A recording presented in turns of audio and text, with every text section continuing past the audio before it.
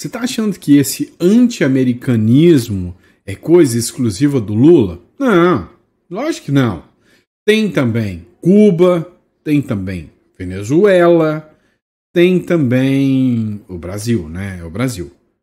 E aí tem também a Colômbia. Agora, vem cá. Nem as grandes potências mundiais, nem China e Rússia, que mexem com o tabuleiro todo, fica com esse latidinho de pincher que o Brasil, Cuba, Venezuela fica fazendo contra os Estados Unidos. Esses caras, China, Rússia, realmente têm poder de brigar com os Estados Unidos. O que eles fazem? Sentam e vão conversar. E esse latidinho de vira-lata fica aqui na América Latina, né? Tentando incomodar os Estados Unidos. Quer um exemplo? Eu vou te mostrar agora o porquê que um assassinato de um político de direita causou uma confusão sem precedentes num país vizinho, isso com os Estados Unidos. Você vai entender agora, tá? Então, hoje é dia 13. Bate na madeira, passa logo esse número. Dia 13. Hoje é quarta-feira. E esse é o nosso último, mas porém, não menos importante, editorial do dia. Vamos entender tudo que está rolando, tá? Então não esquece de se inscrever no canal, curtir, compartilhar, isso ajuda bastante, tá? Bora bater nossa meta aí de 2 milhões de seguidores. Eu sei que a gente chega lá, não vai demorar não. Bom? E vamos entender um pouquinho mais o que está rolando, né? Nesse mundo político aí e geopolítico. Vem comigo. Pois é. Esse rapaz, né, à direita, era o candidato que provavelmente ia vencer as eleições lá na Colômbia, o Miguel Uribe. Ele tem o mesmo sobrenome, né, do Álvaro Uribe, que é o ex-presidente de direita da Colômbia. O Miguel Uribe, mataram ele, deram tiros na cabeça dele e ele faleceu, infelizmente, na segunda-feira. Já o Álvaro Uribe, que é o candidato da direita que poderia ser o sucessor ou um outro nome suficiente para derrotar a esquerda da Colômbia, preso.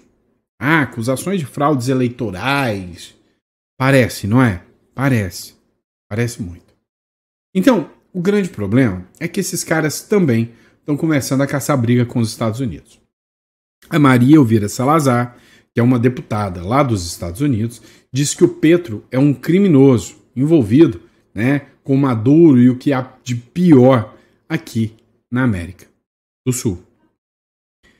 O secretário de Estado dos Estados Unidos, o Marco Rubio, diz que é tão grave o que aconteceu com o Uribe que cogitou o próprio Marco Rubio ir para a Colômbia para poder participar do funeral do Miguel Uribe, que foi assassinado.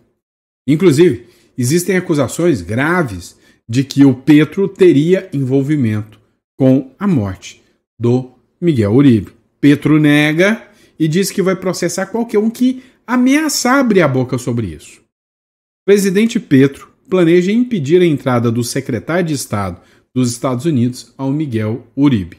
Então, agora, né, o Petro vai barrar a entrada do secretário Marco Rubio lá dentro, causando uma inimizade maior ainda entre Estados Unidos e Colômbia.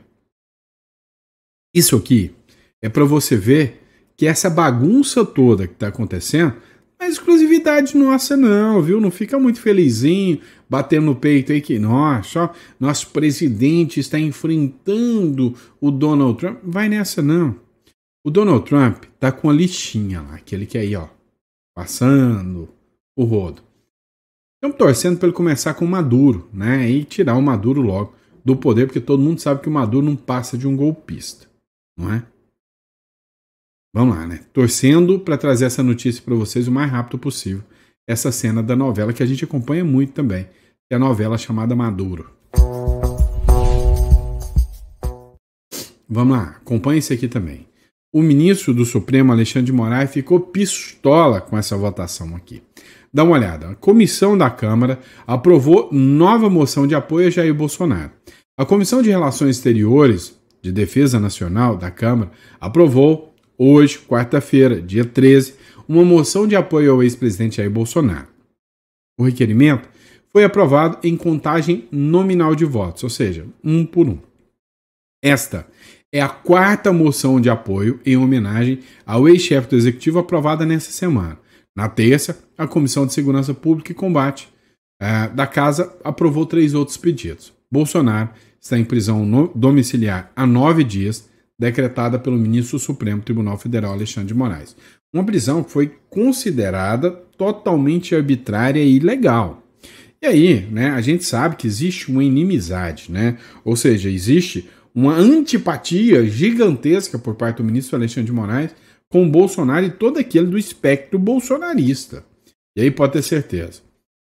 Ele deve estar reclamando, porque ultimamente o Moraes não está recebendo homenagem, né? Deve ter batido aquela dorzinha de cotovelo. Afinal, Bolsonaro não pode sair por causa de uma ordem de prisão. Bolsonaro está cumprindo prisão domiciliar, não pode sair. Agora eu vou te dizer uma coisa.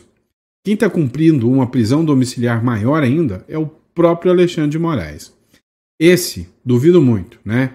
Quando participa de jogo do Corinthians, tem que ir um monte de segurança, não pode pegar voo comercial, não pode andar nas ruas. Vale a pena tudo isso? Vamos lá, responde para mim, jogo rápido. A direita é boa para votar? A direita sabe votar? Sim ou não? Né? Olha, tem muita gente que acha que não. Tem um senador que rompeu com o bolsonarismo, traiu a classe bolsonarista e ainda deu um follow no Bolsonaro. Você sabe de quem eu tô falando? É o baixinho peixe, né? O Romário. Pois é, o Romário, né, traiu assim o Bolsonaro na cara dura. E aí ele tá tranquilo. Tem mais 8 anos de mandato, tem mais 6, né? Não precisa pedir voto de ninguém. Daqui 2 anos, depois tem mais 4 anos. Talvez ele volta pedindo mais voto depois. E aí, se brincar, né? Se aparecer gente da direita apoiando de novo, tem que tomar vergonha na cara. Olha, o Gilvan da Federal disse que o Romário merece ser expulso do PL, do partido. Deputado pediu a expulsão do senador Romário do PL. O Gilvan da Federal, que é lá do Espírito Santo, ele vai enviar ao Valdemar da Costa Neto um pedido para expulsar o senador Romário do partido. O ex-jogador de futebol enfrenta um desgaste junto aos integrantes da legenda por não ter assinado o pedido de impeachment do ministro Alexandre de Moraes, que foi protocolado, e nem ter dado apoio. Dali ele deu um follow no Bolsonaro, ou seja, ele deixou de seguir o Bolsonaro, deixou de ser um aliado do Bolsonaro e disse que não vai aceitar ameaça e pressão de nenhum bolsonarista. Ou seja, daqui a pouquinho está subindo no palanque com Lula. Não vai ser difícil você ver isso acontecer. Olha lá, você está sabendo, né, que os Estados Unidos ofereceu 50 milhões de doletas pela cabeça do Maduro, o homem bom do Lula. Pois é, acontece que isso aí é sem precedentes, mais do que o Osama Bin Laden, né, o dobro. Ou seja, o Maduro agora é um inimigo número 1 dos Estados Unidos. Ontem, o Marco Rubio disse que não basta ficar pondo recompensazinha. Os Estados Unidos têm que agir de outra forma. No mesmo momento, um monte de matérias, né, sugeriram um ataque militar contra o Maduro. Maduro fez vídeos de ameaça contrários aos Estados Unidos, inclusive disse o seguinte: o Maduro diz que o ataque contra ele pode ser o fim do Império Americano. O ditador da Venezuela, Nicolás Maduro, reagiu à mais recente oferta de recompensa e disse que qualquer ação que for feita contra ele, eles vão retalhar com o grandioso exército venezuelano de Bolívar e vão acabar com o exército, né, americano. Ou seja, vai ser o fim do imperialismo e da potência norte-americana. Ai, cansa a nossa beleza, né? Ouvir umas coisas dessas. É igual o Lula falar que vai acabar com a economia americana. Olha só, o Paulo Figueiredo fez uma publicação. Enquanto os vira-latas aqui estão latindo, né? Os pincherzinhos estão latindo pro pitbull, o bulldog chamado Donald Trump, tem gente que é esquerdista, mas não é boba, né? A Sheinbaum, que é a presidente do México, resolveu fazer o seguinte: olha, o Donald Trump está incomodado com os narcotraficantes do México. E ele pediu para ser enviados esses narcotraficantes. Resumindo, vou mandar.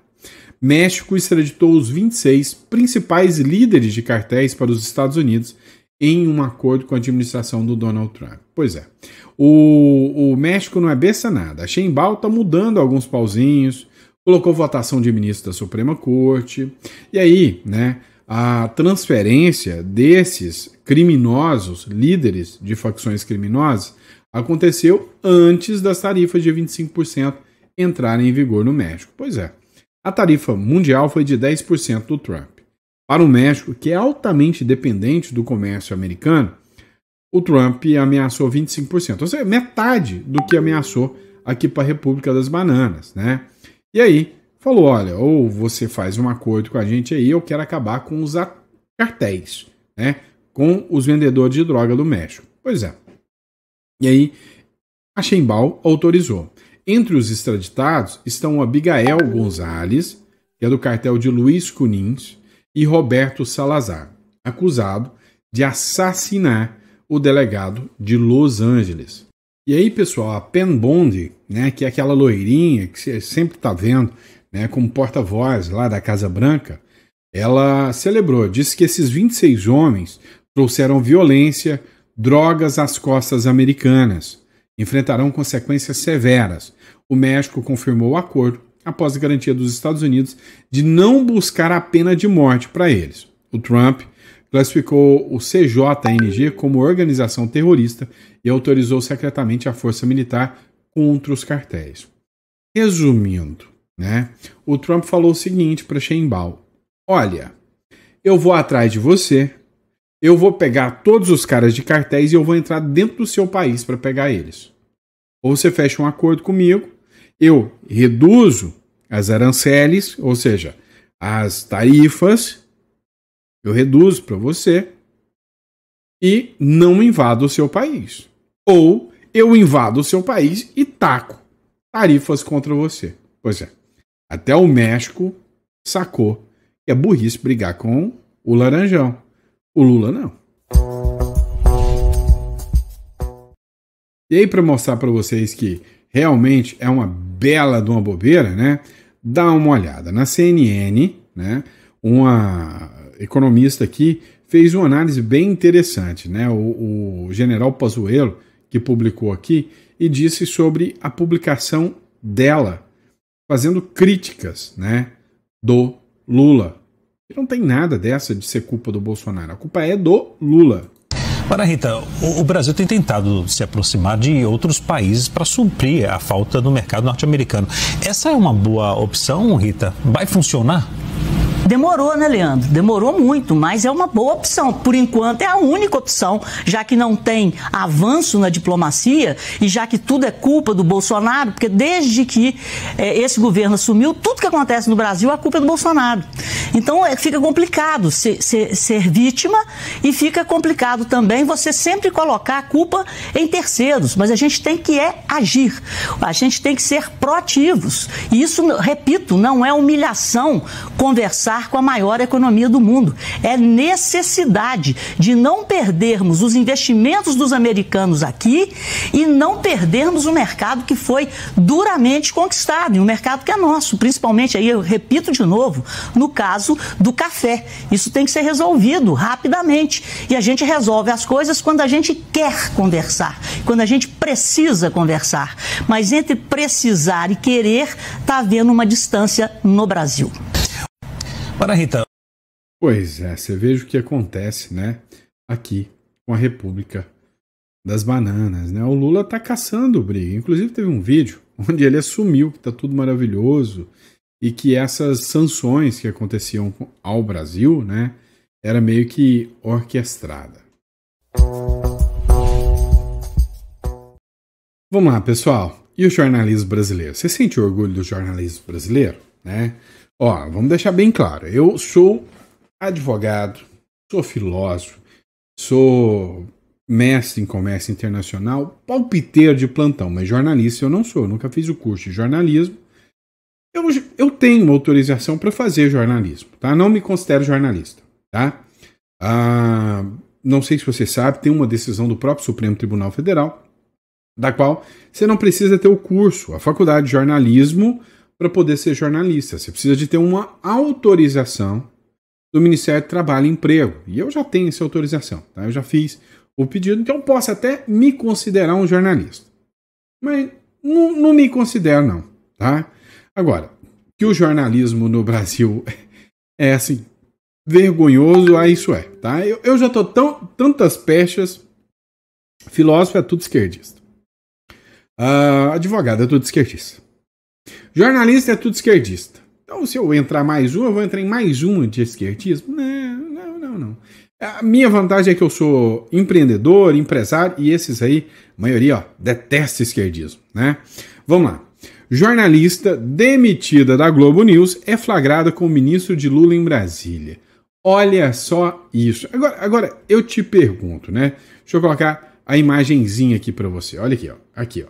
Que bonitinho, né? Que bonitinho. Adivinha com quem? Adivinha com qual ministro? Próprio ministro da Comunicação. Agora você acha que ela nem sempre esteve, né, militando em prol da esquerda e em prol do governo? Jornalismo e independência? Pra quê, seu bobo? Isso não existe, não. Tem nada de jornalismo independente, não, né? Aí é uma verdadeira vergonha tudo isso. Dá uma olhada só o que fala a matéria aqui, ó. O Marrapá flagrou com exclusividade a jornalista Daniela Lima, recém-demitida da Globo, e o marqueteiro Sidônio Palmeira, ministro da Secretaria de Comunicação do governo Lula, almoçando juntos nesta terça-feira em Brasília. O encontro foi registrado por uma fonte do portal e mandou para eles lá a fotinha maravilhosa. Olha que coisa mais maravilhosa da turminha aqui, né? Juntinho. Agora, vem cá, você acha mesmo que o jornalismo é imparcial? Vou te dar um outro exemplo, né? Você está sabendo que o jornalismo de verdade, aquele que vale a pena, sofreu uma perda inimensurável há poucos dias, né? O J.R. Guzzo, um dos fundadores da Revista Oeste, um dos jornalistas mais sérios do Brasil, faleceu. E essa esquerda horrorosa, essa esquerda medíocre, essa esquerda tosca, fez questão de tripudiar em cima da morte de um homem íntegro, né? Existe cada coisa que a gente tem que ficar assim assustado, né, sobre o que esses caras falam. Tem um militante que eu nem sabia o nome dele, já vi vídeo dele, tem um vídeo dele que viraliza aí, de que ele fala, porque eu fui lá na Alemanha socialista, era tudo uma merda. Vocês já viram esse vídeo dele, né? Pois é. Agora, olha o nível dessa galera. Olha o nível de respeito, pelo menos respeitador da família, o mínimo, né? E sabe, se tivesse pelo menos 1% da capacidade do jornalismo, do respeito do J.R. Guzzo, né, já poderia morrer em paz, com tranquilidade. Dá uma olhada. Aliás, morreu o Guzzo. Morreu o Roberto Guzzo. Que maravilha! Fala aí. Maravilha! Não é para cortar. Pois é deplorável, é vergonhoso. Quem fez essa publicação foi o perfil Rachelski, né? Existe um militante esquerdista, massa de manobra, que é burro, é um coitado. Quer se sentir parte da tropa. Existe um militante esquerdista que, por ser rico, sente culpa pela desigualdade social. Dou o dinheiro, vai ser pobre, seu burro, né? Vamos lá. Aí existe um militante esquerdista que, por ser pobre, sente inveja pela desigualdade. Isso tem muito. E existe o militante de direita que, por ser pobre, quer sair da pobreza, né? Quer ralar para sair da pobreza. Existe o militante esquerdista que, por ser pobre, sente inveja pela desigualdade. E existe o Eduardo Boeiro, que reagiu à morte do jornalista R. Guzzo com toda a humanidade que caracteriza a esquerda. Que peninha, tão talentoso. Cara, assim, vamos ser sinceros, né? É uma vergonha sem precedentes, né? A forma que esse jornalismo de esquerda, que a forma que esse povo de esquerda age, né? Realmente uma vergonha, né? Fica aqui meu pedido de desculpas para a família do J.R. Guzzo, de talvez chegar uma coisa como essa até eles. E assim, Hoje eu sou um comunicador, tá? Na verdade, o que eu gosto mesmo de fazer é aplicar o direito. E até isso já tiraram da gente, porque hoje eu sinto vergonha da minha classe. Mas, para a família do J.R. Guzzo, meu recado para vocês é: o seu marido, o seu pai, o seu familiar, J.R. Guzzo, deixou um legado na história de quem precisava, sem sombra de dúvidas, ouvir uma voz lúcida no meio desse caos que se tornou esse jornalismo mequetrefe, militante, sem vergonha, existente nessa República das Bananas, fomentado, mantido por essa esquerda tosca e nojenta. Então, meu repúdio à fala de militantes como esses. Vamos lá. Outra matéria importante: vai ter mudança significativa no Supremo Tribunal Federal. E por outro lado, o ministro Alexandre de Moraes ganha mais força ainda também, né? STF. Eleição simbólica definirá Fachin e Moraes como presidente e vice-presidente do Supremo Tribunal Federal. O Supremo Tribunal Federal vai eleger nesta quarta-feira os novos presidente e vice-presidente da Corte. Os ministros vão confirmar Edson Fachin como presidente do tribunal em uma eleição simbólica, que segue a ordem de rotatividade por antiguidade. Então, o mais antigo sai e vai seguindo essa rotatividade. O ministro terá a companhia de Alexandre de Moraes como vice-presidente do Supremo Tribunal Federal. E aí chamou muita atenção, pessoal, né? E aqui é a matéria do R7, Moraes será vice e Fachin tomará posse como presidente do STF em 29 de setembro. A grande questão é que amanhã, né, é a votação, ou seja, que vai definir uma votação, como eu disse, simbólica, tá? Na verdade é hoje, uma votação simbólica, mas eles só assumem no dia 29 de setembro, tá? Então, a partir do dia 29 de setembro, fica a confirmação da mudança. Agora, teve um discurso que chamou muita atenção. E aí tem gente que fala que é um racha já, ou seja, é o efeito Magnitsky já. O Fachin condenou a erosão da democracia e defendeu os direitos humanos. E aí ele falou que o Brasil deixou de observar normas e tratados convencionais, internacionais, e que tem que retomar, né, o seu caráter democrático, que houve uma corrosão da democracia. E aí, às vésperas de assumir o STF, Fachin condena a erosão da democracia, né? E aí teve um trecho aqui, né, da Gazeta do Povo. Além disso, o ministro frisou que o Brasil tem obrigações claras.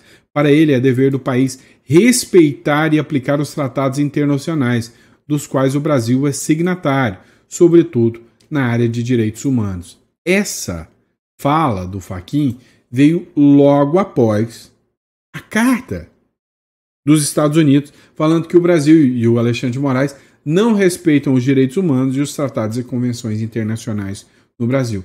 Muita gente encarou isso como uma cutucada, uma sinalização do Fachin de que, olha, eu não vou radicalizar, tá? Eu não vou querer encarar Estados Unidos, não vou entrar nessa briga, nessa bronca, não. Vamos lá. Outro ponto interessante que a gente precisa falar é sobre o senador Esperidião Amin, uma figura que eu tenho um carinho enorme em relação ao senhor Esperidião Amin, já falei para vocês. A dona Ângela Amin, sem sombra de dúvidas, muito solista, já participamos de lives, já de projetos em conjuntos, então assim, uma pessoa muito solista. Olha só, que incrível, tá? Para encher a linguiça um pouquinho e contar para vocês como funciona. O Esperidião Amin, né? Eu fiz um vídeo há um tempo atrás, em 2020, falando sobre um projeto de lei importantíssimo do Esperidião Amin. Na época, eu acho que eu tinha 80 mil seguidores, pouca coisa, tá? Se comparado ao que tem hoje. E fiz o vídeo, e o vídeo viralizou, né? Passou 1 hora, 2 horas mais ou menos, o telefone toca, DDD 61. A hora que eu atendo, senhor Sandro, acompanho o seu trabalho, sou o senador Esperidião Amin, de Brasília. Quero te agradecer. E aí, a gente bateu um bom papo, e aí tive o convite de fazer uma live com a dona Ângela, né? Dona Ângela Amin, uma coisa assim que marcou a minha história, tá? Marcou a minha história, então tem um carinho especial. ao senador Esperidião Amin. Agora, olha só o que ele falou. Nova CPI, mirando ministros do Supremo Tribunal Federal. Ou melhor, mirando a Vaza Toga 2. Dá uma olhada na fala do senador. Apresentamos, sim, o requerimento que pretende abrir uma comissão parlamentar de inquérito no Senado para investigar esse conjunto muito sólido de denúncias de manipulação de recursos humanos, recursos de informática, recursos da academia e até de terceiros, no sentido de indicar narrativas e colher antecedentes sobre pessoas que foram presas nos dias 8 e 9 de janeiro de 2023. O que tem saído com substância, com concretas evidências a respeito desta manipulação, que eu repito, não envolve decisões sob o ponto de vista judicial, mas sim sob gestão de recursos públicos, é demonstração clara de que houve manipulação para ajustar comportamentos a narrativas. Tem que ser investigado. Um dos senadores sérios, respeitados do Congresso Nacional e com muita coragem. Hoje, para um senador, vendo o que acontece com Marcos Duval, vendo o que acontece hoje com a oposição, ter a coragem de pedir uma investigação sobre, o uso de recursos públicos para perseguição política. Pois é, que essa CPI logre êxito e realmente aconteça. Uma matéria do Globo me chamou muita atenção. E vocês vão entender o porquê. Olha só, a matéria do Globo não traz assinatura, não sei se foi o Lauro Jardim ou a Bela Megali, tá? Perdão, acabou de sair a assinatura que achei. O Cristiano Mariz. O Cristiano Mariz diz o seguinte: orientação de Bolsonaro faz o PL recuar de votação sobre o foro privilegiado e anistia na Câmara. Todo mundo acompanhou o que aconteceu em relação ao PL, que teve aquela paralisação, que a imprensa, de uma forma muito tosca, chama de motim. E aí mostra que a imprensa tem um alinhamento ideológico inimensurável, todo mundo está alinhado ideologicamente. Agora, o que me chamou a atenção é que o Bolsonaro foi quem fez as orientações e as manobras. O Bolsonaro está preso. O Bolsonaro está sendo vítima de algo que não existe no Código Penal brasileiro. Diga-se de passagem, a figura da prisão preventiva domiciliar. Opa, algo de errado não está certo. Vamos inventar novas normas? Não haverá pena sem lei anterior que a defina, nem crime sem prévia combinação legal. Peraí, não existe essa determinação, essa punição, porque é uma pena, é uma punição. Simples assim. Agora, o que mais me chamou a atenção foi isso aqui, ó. Uma semana depois do motim, a mídia tradicional chama assim, para mim, foi manifestação. Senão, o PT já fez motim 3 vezes, O ex-presidente Jair Bolsonaro orientou um recuo de sua base na defesa do projeto de anistia e foco no fim do foro privilegiado, que retira do Supremo Tribunal Federal o julgamento de ação envolvendo as autoridades. E aí, segundo informações, inclusive não alcança o Bolsonaro, o que seria absurdo, porque o Bolsonaro nem lá deveria estar, não deveria de forma alguma estar sendo julgado pelo Supremo. O que me chamou a atenção nessa história? Esse sujeito bigodudo aqui, Bolsonaro não está preso? Como ele consegue dar orientações para o partido se não pode ter acesso ao telefone? O advogado dele está informando o partido? Como assim? Olha, isso aqui só escancara, só esfrega na cara de todo brasileiro o real objetivo da Corte, do Supremo e do governo. É tirar o Bolsonaro de circulação por completo. Tirar o Bolsonaro para ele nunca mais voltar. Só tem um problema. Podem deixar o Bolsonaro preso, podem deixar o Bolsonaro lá na domiciliar, ou podem deixar o Bolsonaro na prisão mesmo, podem tirar a vida do Bolsonaro. Sempre o Bolsonaro vai continuar orientando a política do Brasil. Porque o bolsonarismo deixou de ser a figura de um homem, deixou de ser o mito que todo mundo seguia. O bolsonarismo, você goste ou não goste, você seja ou não seja bolsonarista, virou uma ideia. E ideias, essas são difíceis de matar. Pode ter certeza. Então, por mais que eles tentem, o que mais dói nessa gente é saber que não dá para matar a ideia Bolsonaro. Isso é fato. E já existem vários sucessores. Coisa que a esquerda não conseguiu fazer. Tá certo? E é isso, pessoal. Espero que vocês tenham gostado do nosso editorial. Sempre um prazer, uma honra poder estar aqui, bater um papo, discutir com vocês e entender um pouco mais do que está acontecendo na política do Brasil, do mundo, no direito, né? Direito esse que anda tão surrado, tadinho. Também, né? Na economia, tudo isso faz parte aqui do nosso papel. Então, muito obrigado pela confiança, pela credibilidade. Para você que precisa entender um pouco mais o que é holding familiar, eu vou ver se eu preparo alguns vídeos para deixar para vocês aqui sobre a holding familiar, a importância de tudo isso. E se você busca um profissional para estar te orientando em tudo isso, está aqui na descrição, tá? Você vai entrar em contato com o nosso escritório, vai marcar uma reunião conosco e a gente vai estar aqui para poder te ajudar, te orientar, né? A holding familiar te traz muitos benefícios. Ela protege o seu patrimônio de todos esses riscos que você corre. Você tem até a possibilidade de internacionalizar o seu patrimônio, movimentando em dólar, tudo isso. A gente está aqui para te orientar, tá bom? E aí, o mais importante, você está sabendo que a reforma tributária foi aprovada, né?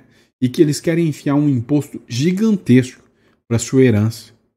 E que se você organizar tudo através de uma holding, você consegue fugir disso e evitar o inventário. Entre em contato, a gente vai te explicar sobre tudo isso. Grande abraço.